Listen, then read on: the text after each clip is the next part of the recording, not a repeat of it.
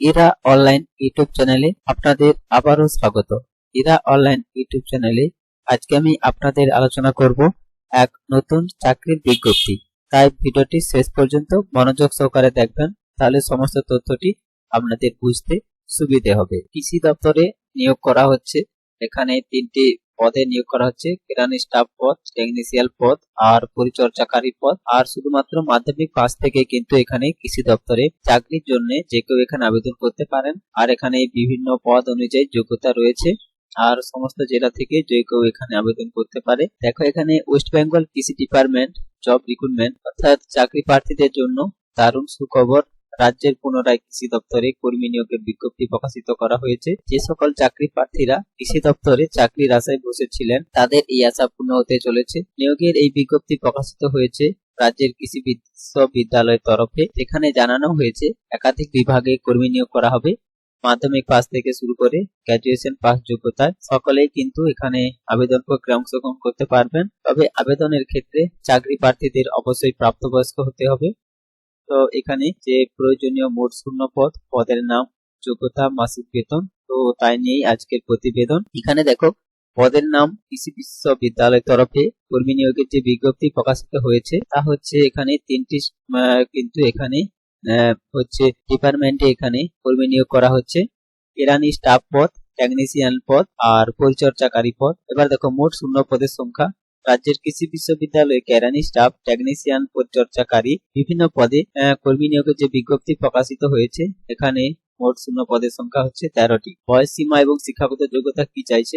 আবেদন প্রক্রিয়া অংশগ্রহণকারী চাকরি প্রার্থীদের 1 জানুয়ারি 2025 অনুযায়ী বয়স হতে হবে 18 বছরের ঊর্ধ্বে। এছাড়াও সংরক্ষণ শ্রেণীর চাকরি প্রার্থীরা সরকারি নিয়ম অনুযায়ী নির্দিষ্ট বয়সে ছাড় পাবেন। কেরানি স্টাফ পদে আবেদনকারী চাকরি প্রার্থীদের কোনো স্বীকৃত বিশ্ববিদ্যালয় থেকে স্নাতক ডিগ্রি এবং কমপক্ষে 6 মাসের কম্পিউটার অপারেটরের দক্ষতা থাকতে হবে। টেকনিশিয়ান পদে আবেদনকারী চাকরি প্রার্থীদের কোনো স্বীকৃত বিশ্ববিদ্যালয় থেকে মাধ্যমিক পাস, এছাড়া স্বীকৃত প্রতিষ্ঠান থেকে এখানে রেফ্রিজারেশন, এসি রক্ষণাবেক্ষণের কোর্স সার্টিফিকেট থাকতে হবে। পরিচর্যাকারী পদে আবেদনকারী চাকরি প্রার্থীদের মাসিক মাধ্যমিক পাস করতে হবে। এছাড়াও প্রার্থীদের ক্ষেত্রে ল্যাবরেটরি হচ্ছে WBUBKV রিক্রুটমেন্ট 2025 কাজের অভিজ্ঞতা থাকতে হবে। এবং এখানে মাসিক বেতন রয়েছে। আবেদন প্রক্রিয়া অংশগ্রহণকারী চাকরি প্রার্থীদের ন্যূনতম মাসিক বেতন 11,500 টাকা থেকে সর্বোচ্চ 14,000 টাকা পর্যন্ত রয়েছে। আর এখানে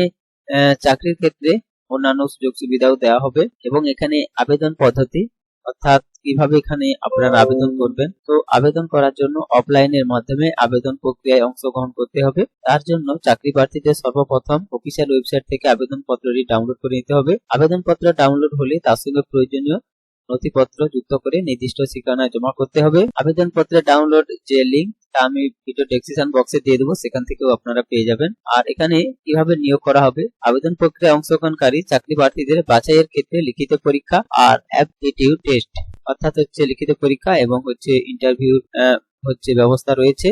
এই প্রক্রিয়া যারা এগিয়ে থাকবেন তাদের চূড়ান্ত নিয়োগপত্র দেওয়া হবে। আর এখানে আবেদন করার জন্য কি কি প্রয়োজনীয় ডকুমেন্টস চাইছে দেখুন। প্রয়োজনীয় শিক্ষাগত যোগ্যতার প্রমাণপত্র, তারপর হচ্ছে আইডেন্টি প্রুফ হিসেবে ভোটার কার্ড অথবা আধার কার্ড, বয়সের প্রমাণপত্র হিসেবে মাধ্যমিকের অ্যাডমিট কার্ড অথবা বার্থ সার্টিফিকেট, আর আবেদনকারী জাতিগত শংসাপত্র এবং রিসেন্ট অর্থাৎ সাম্প্রতিক তোলা পাসপোর্ট সাইজের রঙিন ফটো এবং আবেদনকারী পূর্বে কাজের অভিজ্ঞতা শংসাপত্র প্রয়োজন।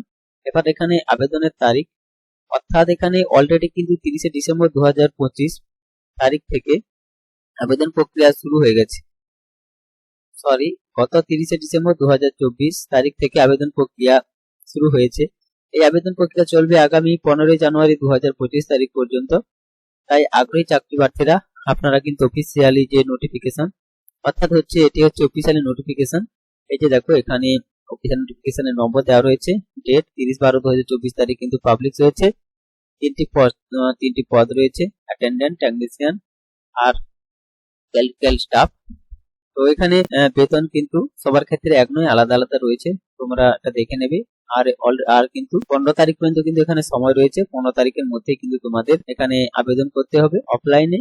আর এখানে আপনাদের ডকুমেন্টসটা কোথায় পাঠাতে হবে দেখো, রেজিস্টার রিক্রুটমেন্ট সেকশন উত্তর বাংলা কৃষি বিশ্ববিদ্যালয় পোস্ট অফিস ও দেওয়া রয়েছে পুন্ডিবাড়ি ডিস্ট্রিক্ট কোচবিহার নম্বর দেওয়া রয়েছে। এই জায়গায় কিন্তু আপনাকে অ্যাপ্লিকেশন কিন্তু আপনাকে পাঠাতে হবে, আর সম্পূর্ণ কিন্তু আপনাকে ব্লক লেটারে লিখতে হবে। এখানে বলাই রয়েছে application for the position of block letter. তো আপনাকে সম্পূর্ণ কিছু আপনার তথ্য ব্লক লেটারে লিখতে হবে। আর হচ্ছে এটি হচ্ছে আবেদন পত্র। এই আবেদন পত্র আপনারা নোটিফিকেশন থেকেও অ্যাটাচমেন্ট পেয়ে যাবেন। এই আবেদন পত্রে এখানে আপনাদের name of position applied for, তো এখানে যে 3টি পোস্ট রয়েছে, কোন পোস্টের জন্য আপনি আবেদন করতে চাইছেন সেই একটি পোস্ট লিখবেন। তারপরে আপনার এখানে ক্যাপিটালে আপনার নাম লিখতে হবে, তারপর হচ্ছে আপনার বাবার নাম লিখতে হবে, তারপর হচ্ছে আপনার অ্যাড্রেস আর হচ্ছে পার্মানেন্ট অ্যাড্রেস, এই দুটো লিখতে হবে। লিখে নেওয়ার পরে আপনার মোবাইল নাম্বার আর হচ্ছে আপনার ইমেল আইডি দিতে হবে।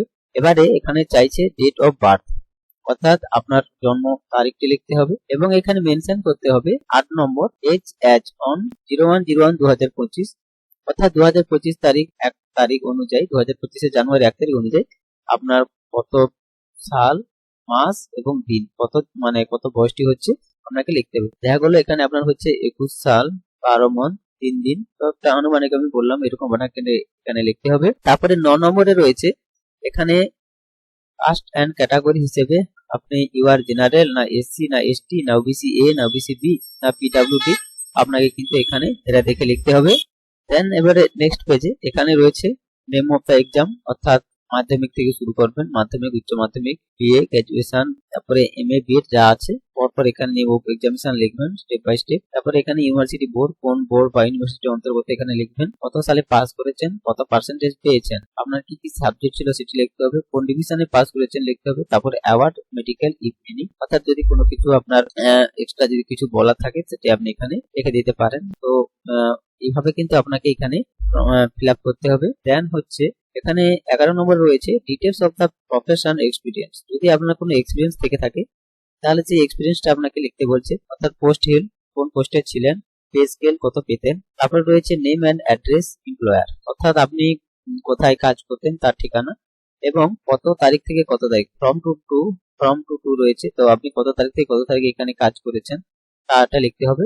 এবার রয়েছে নেচার অফ ডিউটি পারফর্মিং, অর্থাৎ আপনি কিভাবে ডিউটি করতেন, যে পার্মানেন্ট ডিউটি করতেন না হচ্ছে কখনো কখনো করতেন, তো তার সেই কাজের সম্পর্কে তথ্য আপনাকে লিখতে হবে। 2 নম্বরেও সেই আপনার যদি কোনো আরো কাজের অভিজ্ঞতা থাকে এক্সপিরিয়েন্স তা 2 এবং 3, এভাবে কিন্তু আপনাকে ফর্মটা ফিল আপ করতে হবে। তারপরে 12 নম্বরে রয়েছে knowledgeable computer certificate in case maybe, অর্থাৎ আপনার যে কম্পিউটার সার্টিফিকেট রয়েছে সেই কম্পিউটার সার্টিফিকেটের যে আপনি যে কোন কোর্স করেছেন সেই কোর্স এবং সেই কোর্সের মধ্যে কি কি রয়েছে তার সমস্ত তথ্যটি এখানে লিখতে হবে। তারপরে নেক্সট হচ্ছে 13 নম্বরে চাইছে any other relevant information candidate may need to submit attach parade sheet and necessary, অর্থাৎ এনি আদার রিলিভেন্ট ইনফরমেশন, অর্থাৎ যদি আপনার কোনো আদার্স কোনো রিলিভেন্ট ইনফরমেশন থাকে তো তা আপনি এখানে লিখতে পারেন। তো এইভাবে কিন্তু আপনাকে লিখতে হবে। লিখে নেওয়ার পরে এখানে একদম শেষে রয়েছে প্লেস, অর্থাৎ আপনি আপনার জায়গাটি লিখবেন, ডেট লিখবেন আর এখানে আপনার একটি সিগনেচার করবেন, সিগনেচার অফ দ্য অ্যাপ্লিক্যান্ট। তারপরে নেক্সট হচ্ছে একেবারে উপরে দেখবেন এখানে যে অ্যাপ্লিকেশন করেছিলেন সেই অ্যাপ্লিকেশনে এখানে কিন্তু আপনার পাসপোর্ট সাইজ ছবি এখানে একটি অ্যাটাচ করতে হবে, অর্থাৎ আপনার রিসেন্ট ছবি। তো এইভাবে ছবি অ্যাটাচ করে আমি যে ঠিকানা বললাম সেই ঠিকানায় কিন্তু পাঠিয়ে দিলেই কিন্তু আপনার আবেদনটি করা হয়ে যাবে। আর উপরে তথ্যগুলো কেবলমাত্র কাজের খবরের উদ্দেশ্যে, এরা অনলাইন কোনো নিয়োগ সংস্থা নয় বা নিয়োগ পরিচালনা করে না। এটা সারা ভারত জুড়ে খবর সংগ্রহ করে প্রকাশিত করে। আমরা সর্বদা চেষ্টা করি নির্ভুল আপডেট প্রদান করার, তবুও আমাদের অবচেতন মনে যদি কোনো ভুল হয়ে থাকে তার জন্য আমরা দায়ী নই, যেমন শূন্য পদের সংখ্যা, আবেদন জমা দেওয়ার শেষ তারিখ, পরীক্ষার তারিখ ইত্যাদি। আবেদনকারীদের জানানো হচ্ছে আপনারা কিন্তু অফিসিয়াল ওয়েবসাইটগুলি বা নোটিফিকেশনগুলি ভালো করে বিজ্ঞপ্তি পড়ে বুঝে তবেই কিন্তু আপনারা আবেদনটি করবেন। ভিডিওটি যদি ভালো লেগে থাকে তাহলে ভিডিওটিতে একটি লাইক করবেন আর আপনারা এই চ্যানেলটিকে শেয়ার করতে ভুলবেন না, কারণ আপনারা জানেন যে ইরা অনলাইন ইউটিউব চ্যানেল শুধুমাত্র সরকারি ও বেসরকারি চাকরির খোঁজ খবর, নানান রকম প্রজেক্ট প্রকল্পের খোঁজ খবর ও অন্যান্য কাজের অনলাইন কাজে সহায়তা করা কিন্তু হচ্ছে ইরা অনলাইন ইউটিউব চ্যানেলের মূল লক্ষ্য। তাই চ্যানেলটিকে সাবস্ক্রাইব করে পাশে থাকবেন।